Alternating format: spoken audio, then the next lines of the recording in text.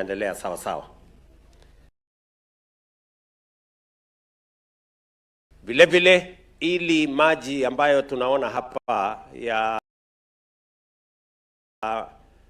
mto huu iweze kutumika kiasi kikubwa,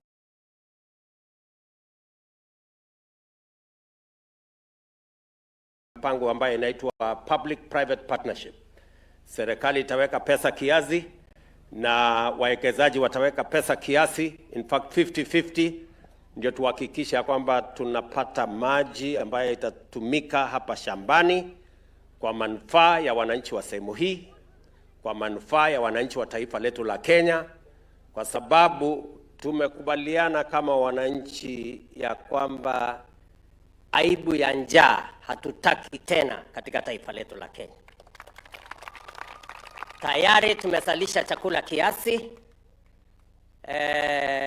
na sasa tunataka msukumo huo wa kuzalisha chakula na kutumia kilimo kuondoa njaa, kutumia kilimo kuzalisha nafasi za ajira, kutumia kilimo kuzalisha mali, ipatikane value addition, agro processing ya bidhaa ambazo tutauza katika nchi zingine.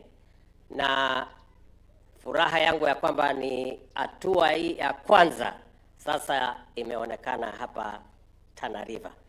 Hii imekuwa Kiingereza mingi kwa muda mrefu. Sasa Kiingereza tumewacha, Kiswahili pia tumewacha, sasa kazi ndio inaanza. Si ndio?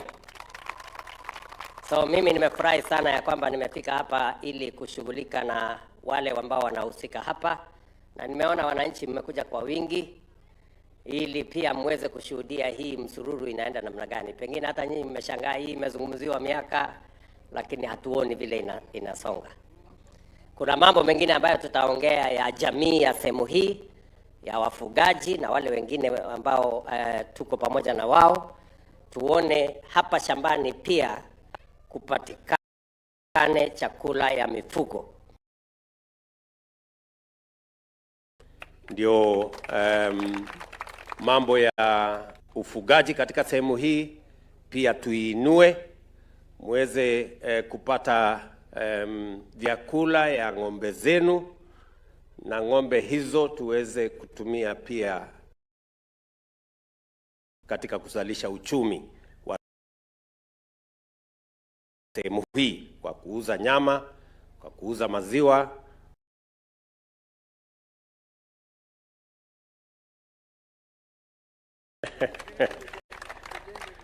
Si namna hiyo? Tumekubaliana jameni? Lakini sisi wote tumekubaliana wakati huu sio wakati wa siasa.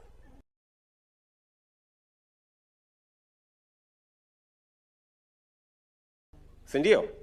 Sio wakati ya mirengo,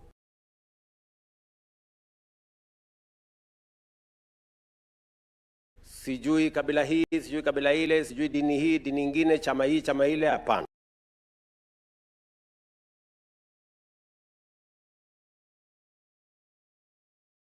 Vijana ambaye najua mnaelewa ya SHA na Taifa Care, tuhakikisha kwamba pia tunasambaza stima na yale mambo mengine na kuwajengea barabara, ndio tuweze kubadilisha taifa letu la Kenya.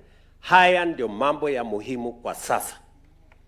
Kutakuja wakati wa uchaguzi, si ndio? Na nyinyi wananchi ndio mafundi wa kura. Nyinyi ndio mtajua ama namna gani? Kwani kuna mtu anafundishwa hapa mambo ya kura? Si kila mtu anaelewa vile atafanya. Na siku hiyo hakuna mtu atapata kura ati kwa sababu alikuwa na matusi mingi. Mtu atapatiwa kura kwa sababu kuna kazi amefanya na inaonekana na wananchi. Ama wananchi tunaelewa namna gani? Tunaweza kupatia mtu kura ati kwa sababu alitukanana ama alituimbia wimbo fulani? Si ni kazi mtapima, watoto wamesoma, barabara imetengenezwa, umepata stima, chakula iko, mambo inaendelea mbele, ama namna gani? Na afya imepatikana. So wakati huo tutashughulika na mambo ya siasa. Kwa sasa tushughulike na mambo ya maendeleo.